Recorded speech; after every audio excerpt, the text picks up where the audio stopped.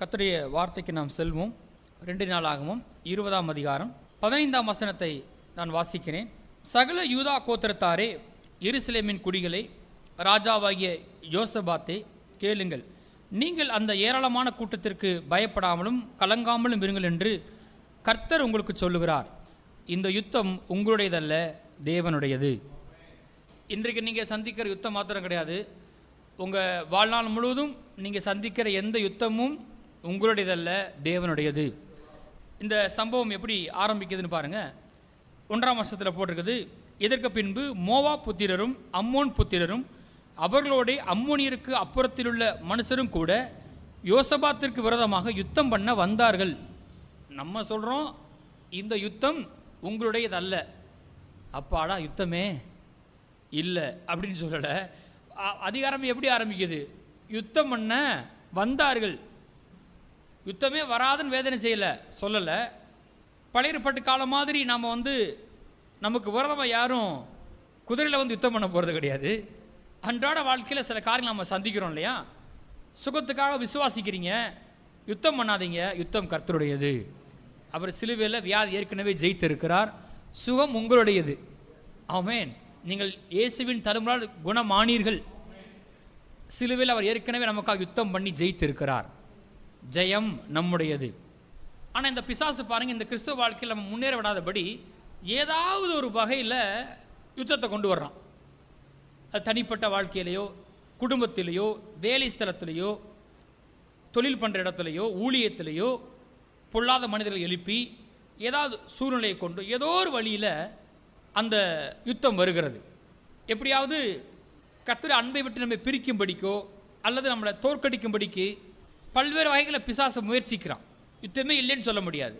இப்போ இந்த பூமிக்குரிய வாழ்க்கையில் நம்ம அறிந்து கொள்ள வேண்டிய ஒரு சத்தியம், எந்த யுத்தமாக இருந்தாலும் சரி, யுத்தம் என்னுடையதல்ல, கர்த்தருடையது. ரொம்ப சந்தோஷமாக இருக்குது. கர்த்தர் நம்மை ஃபைட் பண்ணும்படி அழைக்கவில்லை. ஆமென். ஃபைட்டை நான் பார்த்துக்கிறேன்டார். பிரைஸ் எல்லாம் சண்டையை நான் பண்ணிக்கிறேன். ஜெயத்தை மாத்திரம் நீ அனுபவி. ஆமென். ஆசீர்வாதத்தை மாத்திரம் நீ அனுபவி. ஆமென். சுகத்தை மாத்திரம் நீ அனுபவி. யுத்தம் வருதுன்னு கேட்டால் வருது. யுத்தம் பண்ண வந்தார்கள். அதிகாரம் ஆரம்பிக்கும் போதே போட்டிருக்குது, யுத்தம் பண்ண வந்தார்கள். யுத்தம் பண்ண வந்த சமயத்தில் தான் கர்த்தர வார்த்தை வருது, இந்த யுத்தம் உங்களுடையதல்ல, தேவனுடையது. இப்படி ஆரம்பித்த உடனே பாருங்கள், ஒரு ராஜா யுத்தம் பண்ண வந்தாலே, ஒரு பிரச்சனை வந்தாலே அதுக்கே தாங்க முடியல. 1க்கு 2க்கு 3 சேர்ந்து அடிக்குதுன்னா என்ன பண்ணுறேன்னு யோசித்து பாருங்கள். 3 ராஜாக்கள் சேர்ந்து வர்றான். என்ன பண்ணுறது? யுத்தம் பண்ண வந்தார்கள். இந்த காரியத்தை யோசபாத் எப்படி அப்ரோச் பண்ணுறாரு, இதில் எப்படி ஜெயம் வருகிறது, இதில் யோசபாத்தின் பங்கு என்ன, தேவனுடைய பங்கு என்ன, நம்ம என்ன செய்யலாம் கொஞ்சம் பார்க்கலாம். இதை ஒரு யுத்த களத்தில் போய் சண்டை போடுற அதை மாத்திரம் வைத்துக்கொள்ளாதீங்க. வாழ்க்கையில் சந்திக்கிற எல்லாமே ஒரு யுத்தம் மாதிரி இருக்கு இல்லையா? அது எல்லாத்துலேயுமே இந்த வார்த்தையை கொண்டு வாங்க, இந்த யுத்தம் என்னுடையதல்ல, கர்த்தருடையது. ஆமென். Praise the Lord. சரியா? ஓகே. அந்த கண்ணோட்டத்தோடு இதை நம்ம கவனிப்போம். இப்படி வந்த உடனே அவர் ஒன்று செய்கிறார். 3-4 வசனத்தை வாசிப்போம். அப்பொழுது யோசபாத் பயந்து, வேதம் மறைக்கலை.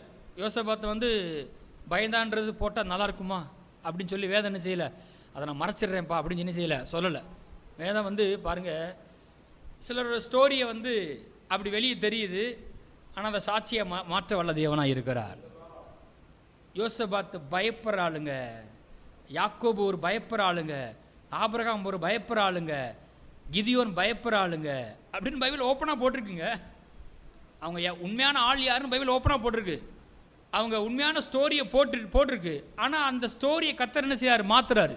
இப்போ நான் அந்த ஸ்டோரியில் வர்றேன்றார் ஆண்டவர். ஆமென். அங்கேயே நினச்சி பிடிச்சிடாதீங்க கதையை. யோசபாத் பயந்தது உண்மைதான். இன்னும் யார் என்ட்ரி ஆகலை, கர்த்தர் என்ன என்ட்ரி ஆகலைங்க. இப்போ என்ட்ரி ஆவார் பாருங்க. வாசிப்போம். அங்கே போட்டிருக்கு. அப்பொழுது யோசபாத் பயந்து, வாசிப்போம், கர்த்தரை தேடுகிறதுக்கு ஒருமுகப்பட்டு யூதாவெங்கும் உபவாசத்தை கூர்வித்தான். உபவாசம் எதுக்காக?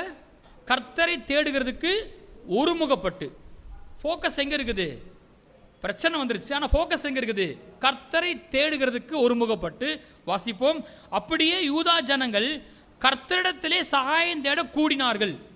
யார் இடத்துல சகாயம் தேடுறாங்க? கர்த்தரிடத்திலே. நான் உங்களுக்கு சொல்லவா, நம்ம வாழ்க்கையில் சந்திக்கிற எந்த பிரச்சனைக்கும் நிரந்தரமான தீர்வை கொடுக்கிற கர்த்தர் மாத்திரமே. நமக்கு ஒரு வாசலை திறக்கிறவரும் கர்த்தர் தான். அவர் திறந்தால் தான் நம்ம போக முடியும். அப்படி அவர் திறக்கலாம் நம்ம போக வேண்டிய அவசியம் இல்லை, அதை செய்ய வேண்டிய அவசியமே இல்லை.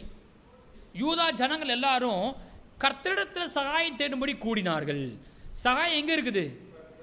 கர்த்தர்கிட்ட இருக்குதுங்க. எத்தனையோ பேர் நம்ம உதவி கேட்டு கிடைக்காம போக முடியும். உண்மையாக நம்மளோட பிரச்சனை கேட்குறாளா கூட இருக்கலாம், ஆனால் அவங்களால என்ன செய்ய முடியாது? தீர்வை கொடுக்க முடியாது. தீர்வை கொடுக்கறது யாரு? கர்த்தர் மாத்திரம்தான். அப்போ யாரை தேடுறது பெட்ரு? கர்த்தரை தேடுறது பெட்ரு. யூதாவில் உள்ள எல்லா பட்டணங்களிலும் இருந்து அவர்கள் கர்த்தரை தேட வந்தார்கள். 3-4 வசனத்தில் நீங்கள் வாசித்து பார்த்தீங்கன்னா எத்தனை முறை கர்த்தர்னு வருது? 3 முறை வருது. அங்கே போட்டிருக்கு கர்த்தரை தேடுகிறதுக்கு ஒருமுகப்பட்டு, அப்புறம் யூதா ஜனங்கள் கர்த்தரிடத்திலே சகாயம் தேட கூடினார்கள். அப்புறம் போட்டிருக்கு எல்லா பட்டணங்களிலும் வந்து ஜனங்கள் என்ன பண்ணாங்களாம்? கர்த்தரை தேட வந்தார்கள். எல்லாம் சொல்லுவோம், கர்த்தரை தேடுகிறதுக்கு ஒருமுகப்பட்டு, கர்த்தரிடத்திலே சகாயம் தேட கூடினார்கள், அவர்கள் கர்த்தரை தேட வந்தார்கள். யுத்தத்தின் மத்தியில் அவங்க செஞ்ச ஒரு காரியம், கர்த்தரை தேடினாங்க. முதல்ல அவங்க செஞ்ச காரியம் கர்த்தர்கிட்ட போனாங்க. பாருங்க, இங்கே எப்படி கூடாங்கன்னு கேட்டிங்கன்னா சபைக்கு வந்துட்டாங்க. நம்மளும் பாருங்கள் சிறு கூட்டமாக இருக்கிறோம். ஜெபம்னு சொன்னால் முதல்ல வரணும். எத்தனை பேர் ஆமென் சொல்கிறீங்க? நம்ம புதிய சபைக்கு போன பிறகு ரொம்ப தீவிரமாக அதெல்லாம் செய்வோம். இருந்தாலும் நான் சொல்கிறேன், இப்போ சபையில் வந்து ஜெபக்கூட்டம், உபவாச ஜெபக்கூட்டம், நைட் ப்ரேயர், இந்த மாதிரி நம்ம இனிமேல் அறிவித்தோம் அப்படின்னா ஜெபத்துக்கு முக்கியத்துவம் கொடுக்கணும். எதுக்காக நம்ம அங்கே வர்றோம்? கர்த்தரை தேடுறதுக்கு ஒருமுகப்படுறோம், சகாயம் தேட வந்திருக்கிறோம், ஜெபிக்க போகிறோம், கர்த்தரை தேடி வருகிறோம். எத்தனை பேர் ஆமென் சொல்கிறீங்க? இந்த ஜெபக்கூட்டத்தெலாம் பாருங்கள், ஆளுக்கு ரொம்ப கம்மியாக இருப்பாங்க. ஒன்று வயசான அம்மா இருப்பாங்க, இல்லை லேடிஸ் 2-3 இருப்பாங்க. அந்த மாதிரி நினச்சிக்கிறவங்க பாருங்கள். கிடையாது, இல்லை இல்லை இல்லை. இங்கே வயல் போட்டிருக்கு யூதா ஜனங்கள் எல்லாரும் வந்தாங்களாம். அந்த ராஜா வந்தாராம். யூதாவில் உள்ள எல்லா பட்டணமிருந்து வந்தாங்களாம். உபவாசத்தோடு வர்றாங்க. கிரிட்டிக்கலான மேட்ரு. 3 ராஜாக்கள் வந்து முற்றுகை போட்டான். இஷ்யூ ரொம்ப கிரிட்டிக்கலாக இருக்குது. பைபிளில் நீங்கள் பார்த்தீங்கன்னா அந்த மாதிரி சமயங்கள்லாம் அப்போ தான் ஃபாஸ்டிங் சேர்த்துக்கிறாங்க. உதாரணத்துக்கு நினிவே பட்டணம் அழிக்கப்படும் போது என்ன பண்ணுறாங்க? ஆடு மாடு கூட ஃபாஸ்டிங் தான் அன்றைக்கி. அப்புறம் எஸ்தர் சம்பவத்தில் நீங்கள் பார்த்தீங்கன்னா 124 இருக்கிற யூதர் அழிக்கப்பட போகிறாங்க. கட்டளை பிறப்பிக்கப்பட்டாச்சு. வேறு வழி கிடையாது. ரொம்ப முக்கியமான விஷயம், நான் 3 நாள் புசியாமலும் குடியாமலும் கர்த்தர் சமூகத்தில் இருப்பேன். நான் மட்டும் கிடையாது, என்னுடைய தாதிமார்களும் சேர்ந்து என்ன செய்ய உபவாசிக்க போகிறோம். கவனிக்கிறீங்களா? யுத்தம் வந்தவுடனே சில நேரம் ஆலோசனைக்காக யார் பேசுகிறோம், நல்லது. என்னதான் ஆலோசனை கொடுத்தாலும் யாரும் எந்த மனுஷனும் தீர்வு கொடுக்க முடியாது. பிரச்சனையை தீர்க்கிறவர் கர்த்தர் மாத்திரம் அப்படின்னு சொல்லி எல்லாரும் வந்துட்டாங்க. அந்த யோசேபாத் ஒரு விஷயத்தை அங்கீகரித்திருந்தார், ரெகக்னைஸ் பண்ணியிருந்தார். நம்மால் இந்த யுத்தத்தில் ஜெயிக்க முடியாது, நம்ம பலத்தால் அதை செய்ய முடியாது என்பதை அறிந்திருந்தார். அதை வாசிப்போமே. அங்கே போட்டிருக்கு 12ஆம் வசனம், எங்கள் தேவனே, அவர்களை நீர் நியாயம் தீர்க்க மாட்டீரோ? எங்களுக்கு விரோதமாக வந்த இந்த ஏராளமான கூட்டத்திற்கு முன்பாக நிற்க எங்களுக்கு பலன் இல்லை. நாங்கள் செய்ய வேண்டியது இன்னதென்று எங்களுக்கு தெரியவில்லை. ஆகையால் எங்கள் கண்கள் உம்மையே நோக்கி கொண்டிருக்கிறது என்றார். திரும்ப ஒரு விஷயத்தை வலியுறுத்துது. யுத்தத்தின் சமயத்தில் என் கண்ணு எங்கே இருக்குன்னு கேட்டால் உம்மையே நோக்கி கொண்டிருக்கிறது.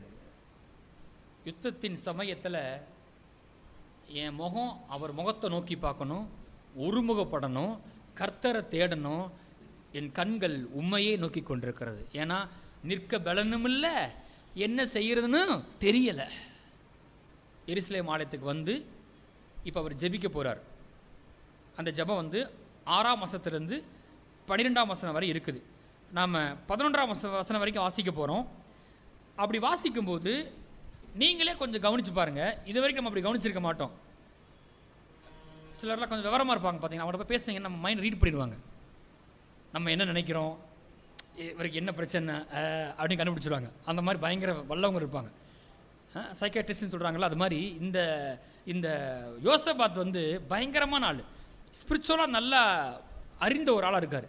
என்ன பண்ணுறாருன்னு நீங்கள் யோசித்து பார்த்து வாசிக்கிறேன். அப்படி வாசிக்கும் போது நீங்கள் பார்த்தீங்கன்னா ஒரு விஷயம் வரும், சில வசனங்கள் வரும். ஒன்று எப்படி வரும்னு கேட்டிங்கன்னா, தேவரீர் அப்புறம் நீர், அப்படி இல்லைன்னா உம்மது, உம்முடைய, இப்படி தான் வரும் பாருங்க.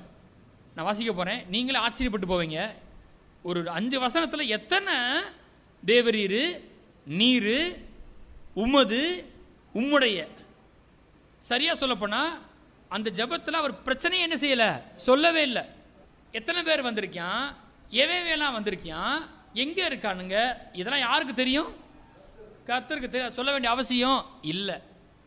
ஜபத்தில் சந்திக்கிற பிரச்சனைக்கு பதில் என்ன? ஆண்டவர் யாரு? ஃபோக்கஸ் ஜபமே எங்கே ஃபோக்கஸ் பண்ணுது கேட்டிங்கன்னா, பிரச்சனையை ஃபோக்கஸ் பண்ணல, எதை ஃபோக்கஸ் பண்ணுது? கர்த்தரை ஃபோக்கஸ் பண்ணுது. வாசிக்கலாமா? இப்போ 5ஆம் வசனத்திலிருந்து வாசிக்கிறேன். அப்பொழுது யோசபாத் கர்த்தருடைய ஆலயத்திலே புது பிரகாரத்து முகப்பிலே யூதா ஜனங்களும் எருசலேமியரும் கூடின சபையிலே நின்று வாசிப்போம்.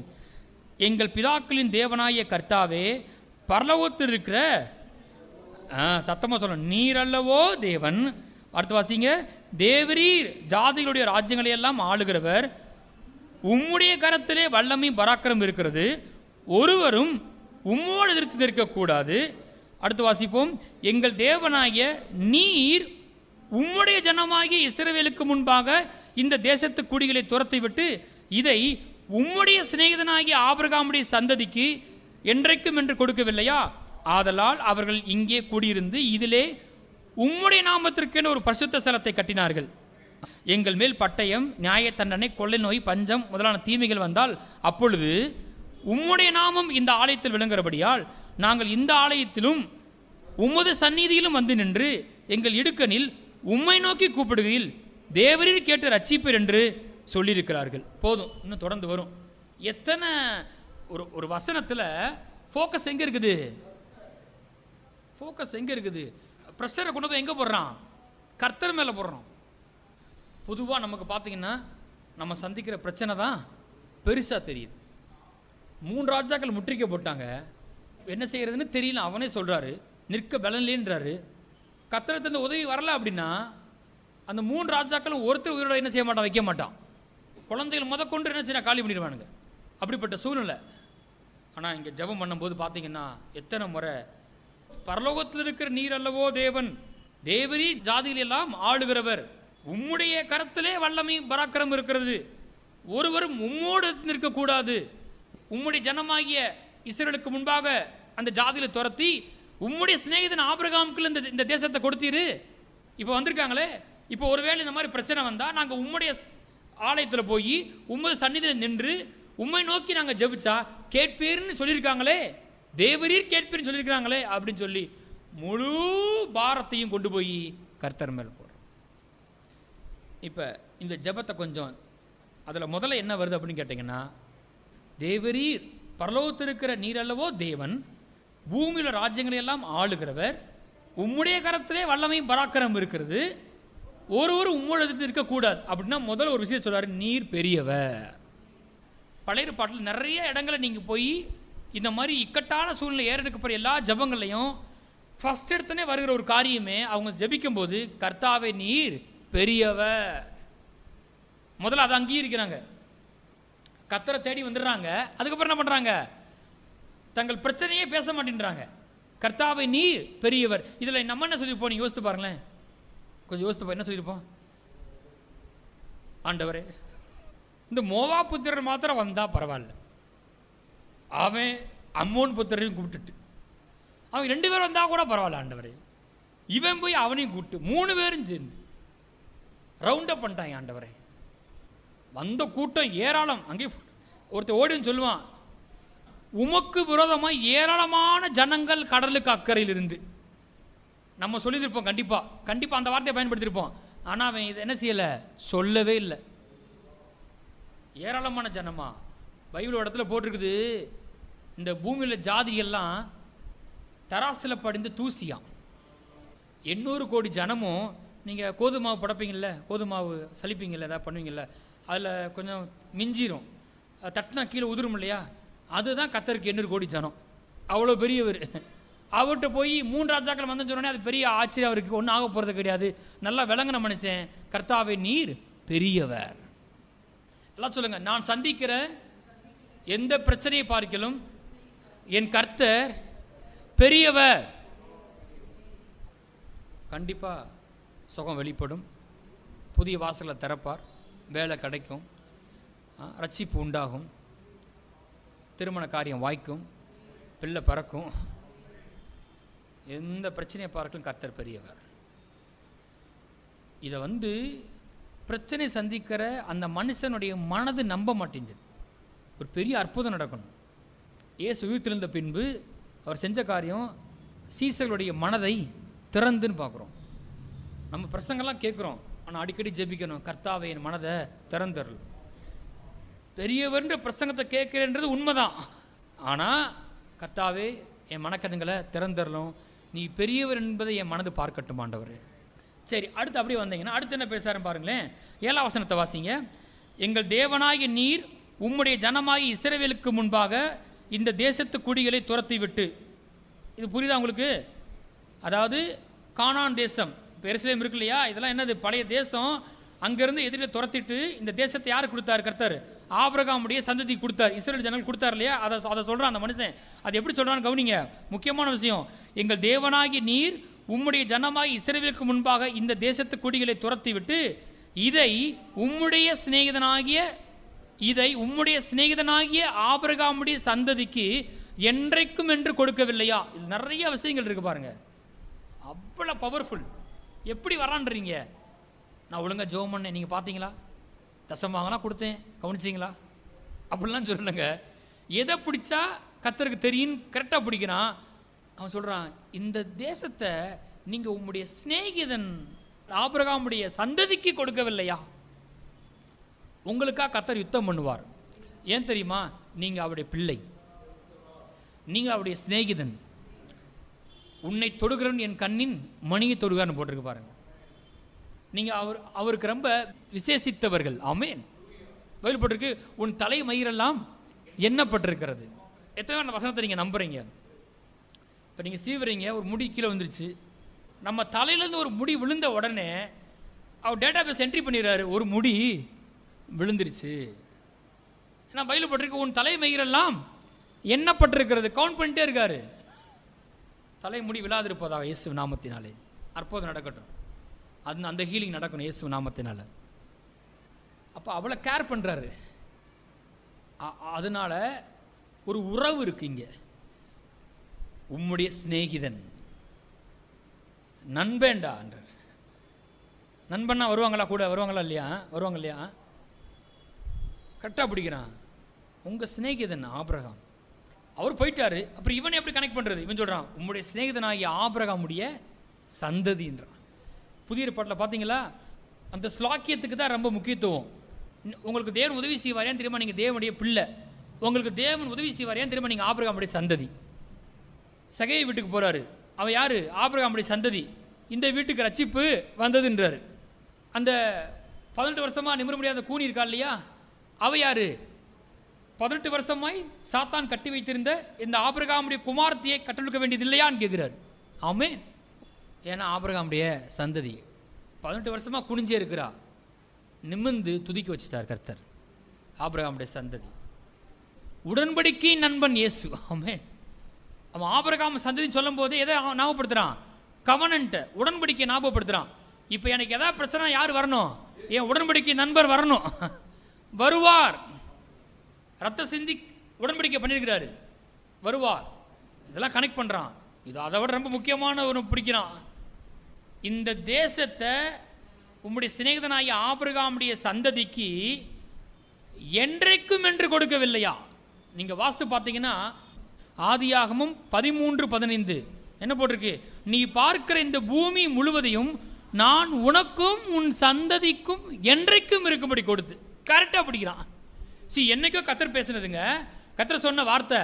இப்படி சொல்லியிருக்கலாம் கர்த்தர் நான் இந்த சந்ததி நான் இந்த தேசத்தை உனக்கு மட்டும் தான் கொடுப்பேன்னு சொன்னால் கதை முடிஞ்சு போச்சு. அவன் பிடிக்க வர்றான், ஒன்றுமே செய்ய முடியாது. கர்த்தர் இப்படி சொல்லியிருக்கலாம், நான் இந்த தேசத்தை உனக்கும் உன் சந்ததிக்கும் கொடுத்தேன் அப்படி சொன்னால் கூட குத்தையை கூட கொடுத்துருக்கலாம்.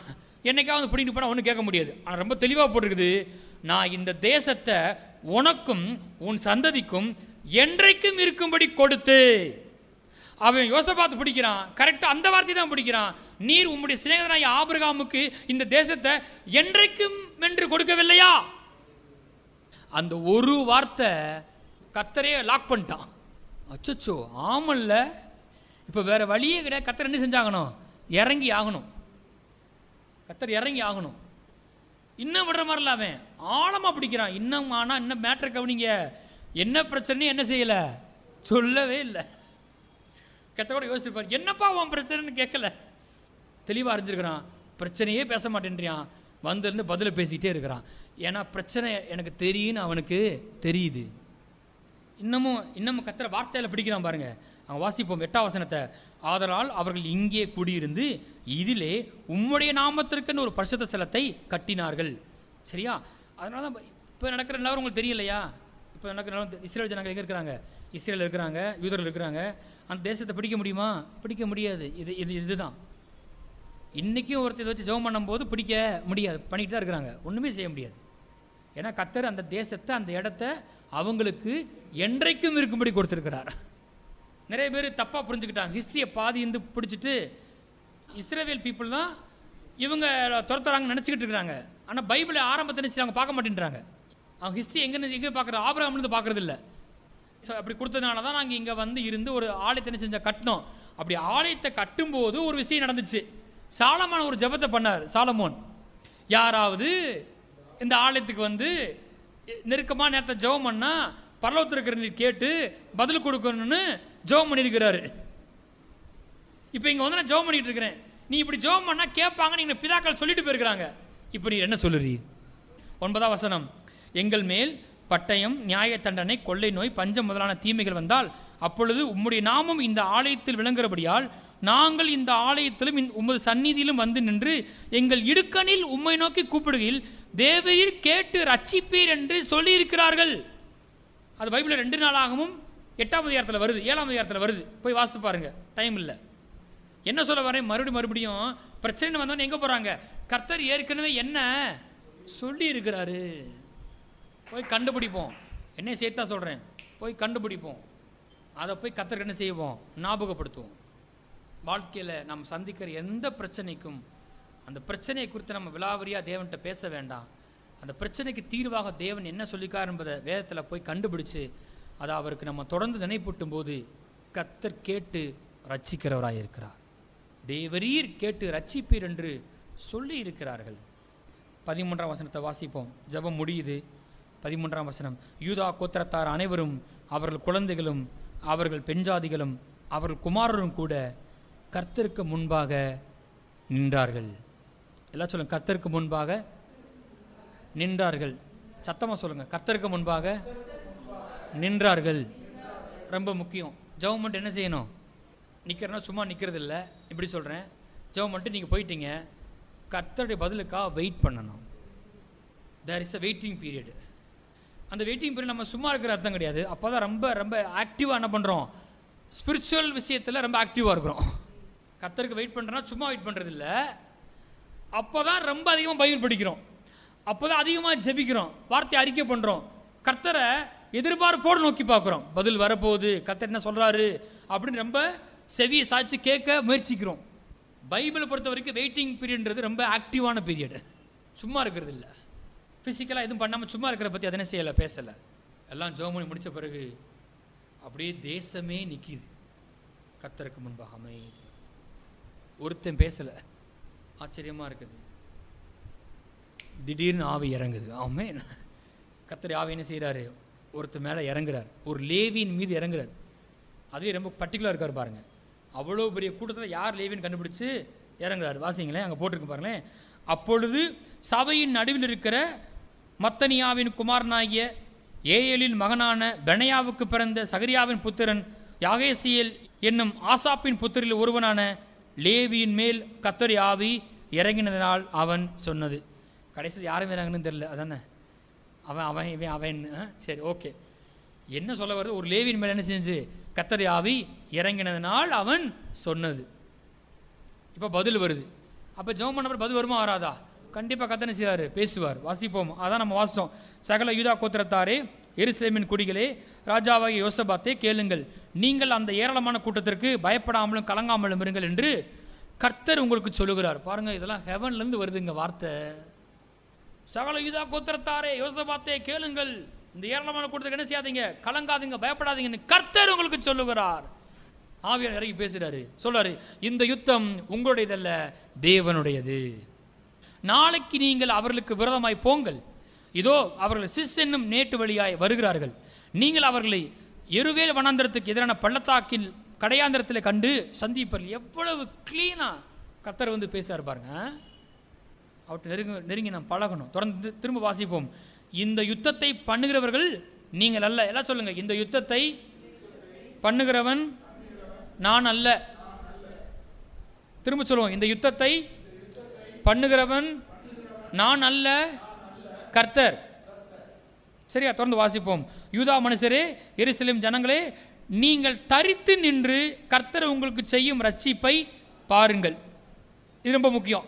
நீங்கள் என்ன செய்யுங்க, நீங்கள் தரித்து நின்று. அப்படின்னா பொசிஷன் யோர் செல்ஃப். நீ ஒரு நிலையில் நில்லு. அது என்ன நிலையில் நான் உங்களுக்கு காண்பிக்கிறேன். இந்த பகுதியிலேருந்து காண்பிக்கிறேன். நிறைய விஷயம் இருக்குது, ஆனால் இந்த பகுதியிலேருந்து பார்ப்போம். நீங்கள் ஒன்று செய்யுங்க. என்னங்க யுத்தம் நம்மது இல்லைன்ட்டாரு, ஆனால் நாளைக்கு போக சொல்கிறாரு. நீங்கள் என்ன செய்யுங்க, நீங்கள் தரித்து நின்று கர்த்தர் உங்களுக்கு செய்யும் ரட்சிப்பை பாருங்கள். அதில் பார்த்தீங்கன்னா நீங்கள் செய்கிறதுக்கு ஒன்றுமே இருக்காது, எல்லாவற்றையும் செய்கிறவர் கர்த்தராக இருப்பார். ஆமென். அப்படி நடக்கணும்.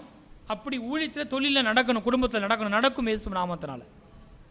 செய்ய வேண்டியது செஞ்சால் நடக்கும். என்ன தரித்து நின்றுன்னு பார்க்கலாம். வாசிப்போம். அங்கே போட்டிருக்கு, பயப்படாமலும் கலங்காமலும் இருங்கள், நாளைக்கு அவர்களுக்கு எதிராக புறப்படுங்கள், கர்த்தர் உங்களோட இருக்கிறார் என்றான். திரும்ப திரும்ப வர்ற வார்த்தை என்னன்னு கேட்டால், பயப்படாத, கலங்காத, இந்த யுத்தம் உங்களுடையதல்ல, யுத்தத்தை பண்ணுறது நீங்கள் கிடையாது, யுத்தம் தேவனுடையது, கர்த்தர் உங்களோடு கூட இருக்கிறார் சொல்லி முடிச்சாச்சு. இப்போ யோசபாத்து அப்ரோச் பண்ணணும், யுத்தத்துக்கு போகணும். என்ன பண்ணார் வாசிங்களே, அங்கே போட்டிருக்கு. அப்பொழுது யோசபாத் தரை மட்டும் முகம் குனிந்தான். சகல யூதா கோத்திரத்தாரும் எருசலேமின் குடிகளும் கர்த்தரை பணிந்து கொள்ள கர்த்தருக்கு முன்பாக தாழ விழுந்தார்கள். எல்லாம் அவங்கவுங்க இடத்த தாழ விழுங்க பார்ப்போம். ஆமென். அப்பொழுது யோசபாத் தரை மட்டும் முகம் குனிந்தான். முகம் எங்கே போகுது? தரையில் போய் படுது. நான் சொல்கிறேன், இதுதான் பொசிஷன். ஆமென். ஒன்றுமே செய்ய முடியாத சூழ்நிலை, இதுதான் பொசிஷன். எல்லா முஸ்லீம் இப்படி தான் ஜெபிக்கிறாங்க தெரியுமா? நம்ம கூட எப்படி ஜெபிப்போம்? முழங்கால் போட்டு ஜெபிப்போம், சேரில் உட்காந்து ஜெபிப்போம், படுத்துக்கிட்டு ஜெபிப்போம். சரியா? ஆனால் முஸ்லீம்ஸ் மாத்திரம்தான் எங்கே இருந்தாலும் சரி முகம் தரையில் படுற மாதிரி குனிஞ்சு ஜெபிக்கிறார்கள். இன்னொரு ஆள் ஜெபிச்சார் பைபிளில். யார் தெரியுமா? எலியா. மலைக்கா ஜெபிக்கும்போது அந்த 7 முறை செக் பண்ணுறாங்க இல்லையா, கையளவு மேகம் வரும்போது எப்படி ஜெபிப்பார்? முகம் தரை மட்டும் படும்படிக்கு முகங்குப்புற விழுந்து என்ன செய்கிறாரு? ஜெபிக்கிறார். என்ன சொல்லுது? தாழ்மை உள்ளவனுக்கு கர்த்தர் கிருபை அளிக்கிறார். கம்ப்ளீட்டாக சரண்டர் பண்ணுறாங்க. அப்போ வந்து யோசபாத் பிரசங்கம் பண்ணுறாரு. அவனுக்குள்ளே தான் வார்த்தை வருது, யூதாவை எருசலேமின் குடிகளே கேளுங்கள், உங்கள் தேவனாய கர்த்தரை நம்புங்கள், அப்பொழுது நிலைப்படுவீர்கள், அவருடைய தீர்க்கதரிசியை நம்புங்கள், அப்பொழுது சித்தி பெறுவீர்கள். அதாவது சொல்லிட்டாரா, நான் அப்படி என்ன செய்கிறேன்? ஏற்றுக்கிறேன். இந்த யுத்தத்தை பண்ணுறது நான் கிடையாது, கர்த்தர் தான். நான் தாழ பணிகிறேன். யூதா தேசமே தாழ பணியுது. அதுதான் பொசிஷன், தாழ்மையின் பொசிஷன். அப்புறம் உங்களுக்கு தெரியும், ஒருவருக்கு விரதமாக ஒருவரை கர்த்தர் எலும்ப பண்ணி வெட்டுண்டு விழும்படி செஞ்சார்.